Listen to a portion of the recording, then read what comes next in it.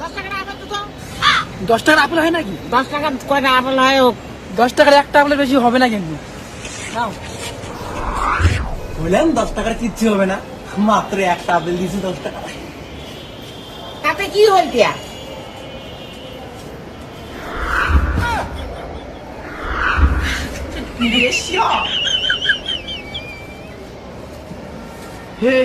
हे प्रभु, हे हरि राम कृष्ण जगन्नाथ प्रेमानंदी, ये क्या हुआ? ঠাকুমা কিছু টাকা দাও তো। কি টাকা লাগবে? থাকে, দাঁড়াও। এতগুলো টাকা দিবে?